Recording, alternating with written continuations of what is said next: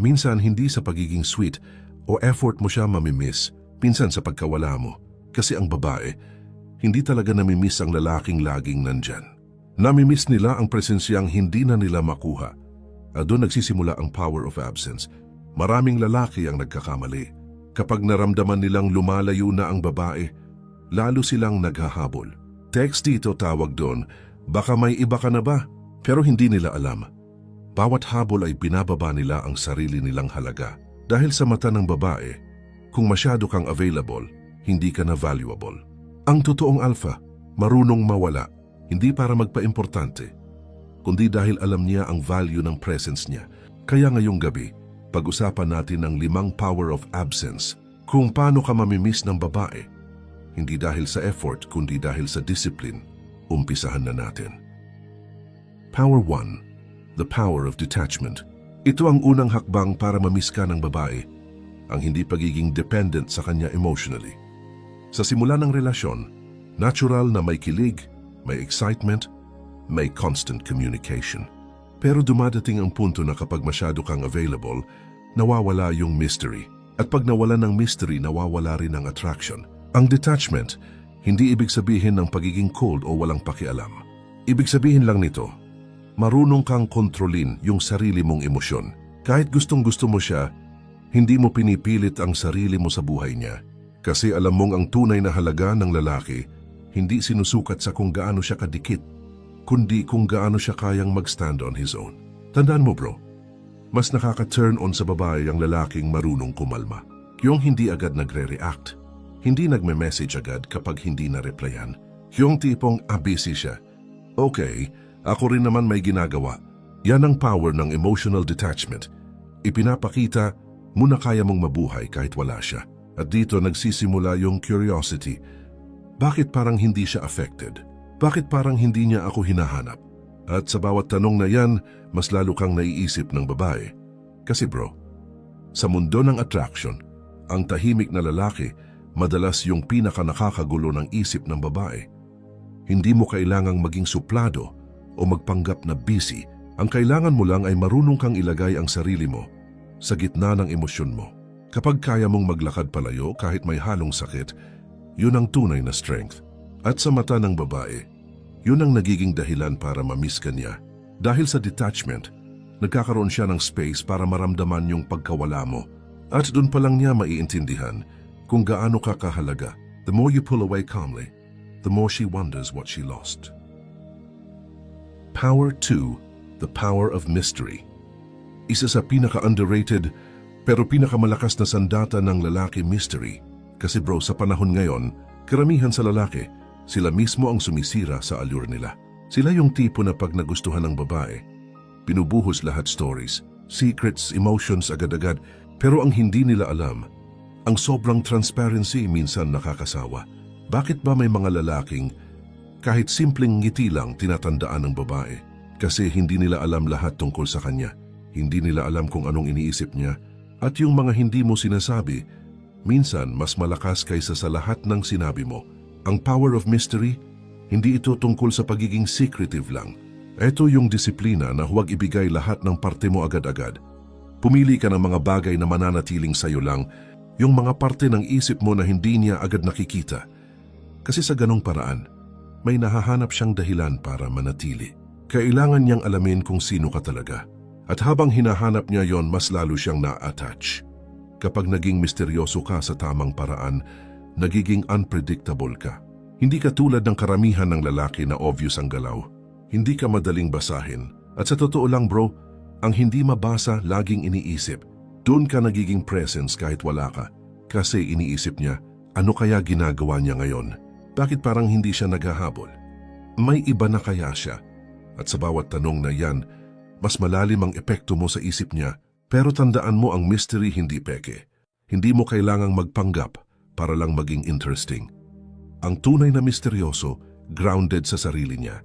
Hindi siya nag-overthink kung gusto pa siya o hindi. Hindi siya nagpapatali sa validation ng babae.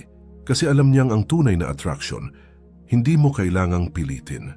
Kapag marunong kang maging tahimik sa tamang panahon, nagkakaroon ng bigat ang bawat salita mo. Kapag marunong kang umalis ng walang drama, mas malakas ang impact mo. At kapag marunong kang magpigil, mas nagiging intriguing ka. Hindi mo kailangang i-post lahat sa social media. Hindi mo kailangang magpaliwanag sa lahat ng kilos mo. Ang babae gusto niyang maramdaman na may lalim kang hindi niya pa naaabot. Yung tipong kahit ilang buwan kayong magkasama, alam niyang may parte sa'yo na hindi pa rin niya kilala. At yan ang nagpapanatili ng attraction. Kasi ang mystery bro parang apoy kapag sobrang lapit, mawawala ang init. Pero kapag sakto lang ang distansya, lalo niyang gugustuhing maramdaman. At doon nagsisimula niyang maramdaman ang absence mo kahit hindi ka pa umaalis. Power 3. The power of focus on self. Ito bro, isa sa pinakamalakas na dahilan kung bakit mamimiss ka ng babae kapag napansin niyang mas gumanda ang buhay mo nung nawala siya. Maraming lalaki kasi, pag nawala ang babae parang nawalan din ng direksyon. Nalulunod sa lungkot, nagiging stagnant, naghihintay ng closure na minsan hindi na darating. Pero yung lalaking marunong mag-focus sa sarili, iba yun. Tahimik lang pero bawat araw may binubuo. Hindi niya ginagamit ang sakit para magmakaawa, ginagamit niya yon bilang gasolina. Kasi bro, habang ang iba abala sa paghabol, ikaw busy sa pag-angat. Habang siya nagpo-post para mapansin mo, ikaw nagwo-workout, nagle-level up, nag-i-invest sa skills mo. At diyan nagsisimula ang reversal ng dynamics. Ikaw na ngayon ang nagiging mysterious. Ikaw na yung nawawala pero ramdam pa rin. Ang focus on self, hindi lang tungkol sa gym o pera. Ito yung disiplina na ayusin ang utak mo, na imbes na isipin kung sino ang wala, mas iniisip mo kung sino ka na nagiging habang wala siya. Ito yung mindset na kung aalis ka okay lang, pero pag bumalik ka, hindi mo na makikilala ang lalaking iniwan mo. Kasi tandaan mo bro, growth is the most attractive revenge. Walang mas nakakagulo sa isip ng babae kaysa sa lalaking hindi bumagsak pagkatapos niyang mawala. Yung tipong umaangat ka, gumagwapo ka, nagiging mas kalmado, mas peaceful. At ang masakit para sa kanya, hindi niya na parte ng bagong chapter mo. Pag nakita niyang hindi mo siya sinusubukang balikan, nagkakaroon siya ng doubt. Bakit parang mas masaya siya ngayon? Na-move on na ba siya? At sa bawat tanong na iyan, mas lalong lumalalim yung pagkamis. Hindi dahil gusto ka pa niya, kundi dahil nararamdaman niyang nawalan siya ng isang lalaking hindi niya na ulit makikita sa ibang tao. Focus on yourself, bro. Hindi dahil para mapansin ka ulit, kundi dahil deserve mong maging buo kahit sinong mawala. At ironically, dun ka nila mas hinahanap sa mga panahong hindi mo na sila kailangan. Kasi habang nagiging better ka, nagiging mas obvious kung sino lang pala yung nagpadapa at sino yung tumayo. At sa dulo, hindi mo na kailangan ng validation. Dahil ang tunay na power of absence, nagmumula sa lalaking natutong maging kumpleto kahit wala na ang dating dahilan ng kanyang motivation. Absence na may progress. Yan ang kombinasyon na hindi kayang labanan ng kahit sinong babae. Power 4. The power of value. Bro, ito ang pinaka-importanting power na madalas nakakalimutan ng lalaki. Ang halaga mo bilang lalaki. Kasi minsan, sa sobrang gusto mong mapansin, nakakalimutan mong ikaw din ay may value. Binababa mo sarili mo para lang magustuhan, nagbibigay ng sobra kahit hindi naman nire-return. At pag sanay ang babae na lagi kang nandyan, nawawala yung thrill. Kasi sa totoo lang, hindi mo namimiss ang laging available. Ang power of value nagsisimula sa awareness na hindi mo kailangang ipilit ang sarili mo para mapansin. Kasi ang totoo, kapag mataas ang standards mo sa sarili mo, kusa nilang mararamdaman yung presence mo kahit wala ka. Hindi dahil nagyayabang ka, kundi dahil marunong kang pumili kung saan ka dapat magbigay ng energy. Tandaan mo bro, presence becomes valuable when it's rare. Kaya kapag nawala ka, saka lang nila nare-realize kung gaano ka pala ka-importante. Pero hindi mo yun maabot kung lagi kang nagpapahabol. Kailangan mo ipakita hindi sa salita, kundi sa kilos na may presyo ang access sa'yo. Hindi lahat ng tawag kailangan sagutin. Hindi lahat ng message kailangang replyan agad. At hindi lahat ng energy dapat binibigay sa taong hindi marunong mag-appreciate. Ang lalaki na may value, kalmado. Hindi reactive, hindi seloso sa maliliit na bagay. Alam niyang kung totoo ang koneksyon, hindi kailangang pilitin. At kapag nawala siya, ramdam ng babae yung kawalan ng foundation. Kasi sa totoo lang, ikaw yung nagdadala ng balance. Yung tipong pag wala ka, parang may kulang kahit hindi mo pinapakita. Yan yung essence ng value. Hindi mo kailangang ipagsigawan, nararamdaman na lang. Kaya bro, huwag mong hayaan na mawala ang dignity mo sa pangalan ng pagmamahal. Kung gusto mong mamiss ka, huwag mong ibigay lahat ng sarili mo hanggang maubos ka. Kasi kapag binigay mo ang lahat, wala na siyang hahanapin pa. Ang sikreto, magbigay ng may control, magpakita ng care. Pero huwag mong gawing sentro ng mundo mo ang babae. At ito ang nakakagulat na katotohanan. Kapag nakita ng babae na kaya mong mabuhay nang hindi mo siya ginagawang priority, doon siya nagiging curious. Doon siya nagsisimulang matakot. At doon niya marirealize, iba tong lalaking to. Kasi hindi mo siya tinrato na parang trophy. Tinrato mo sarili mo bilang prize din. At kapag pareho kayong may halaga, saka lang nagkakaroon ng tunay na respeto.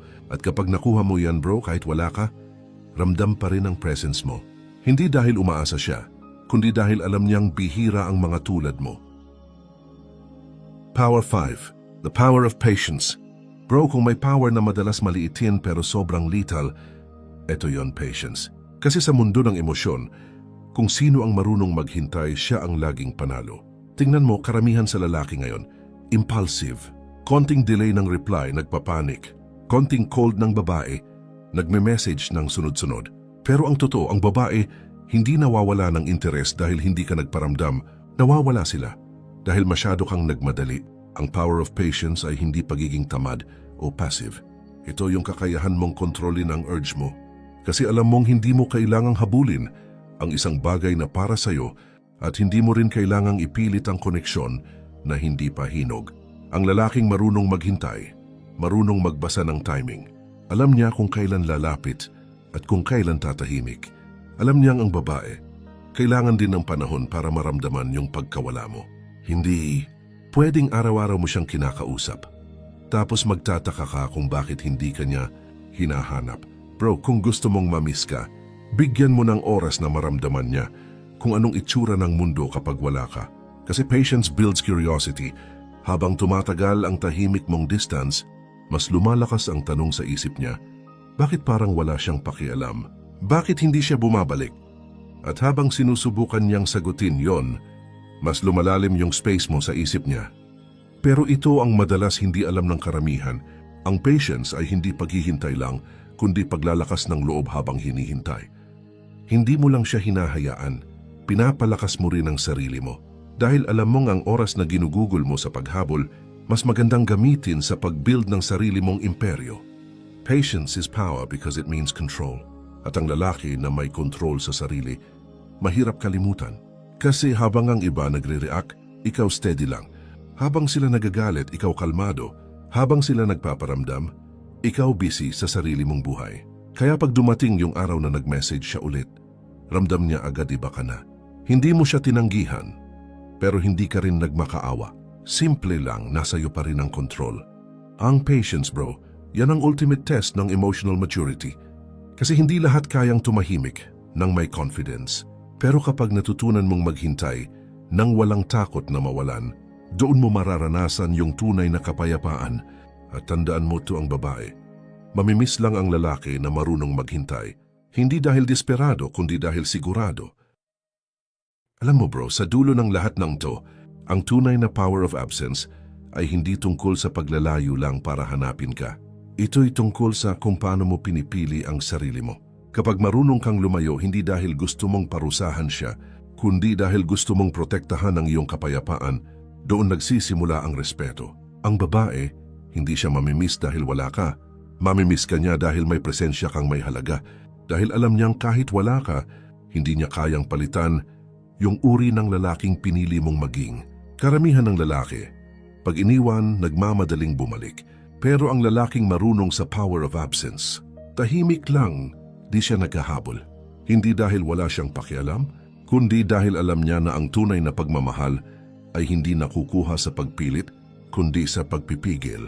Kapag natutunan mong gamitin ang katahimikan bilang sagot at ang paglayo bilang pahayag ng dignidad, magiging kalmado ka sa gitna ng emosyon. Hindi ka na madaling basahin at hindi ka na madaling i-control. Kasi minsan bro, ang pinakamalakas na paraan para iparamdam ang halaga mo ay yung pagkawala mo. Kung nagustuhan mo tong video na ito at gusto mo pa ng mga ganitong lalim na usapan tungkol sa stoicism, dark psychology, at nature ng babae I like ang Videk. Mag-subscribe ka na at i-hit mo na yung bell icon, bro. Mas marami pa tayong pag-uusapan dito.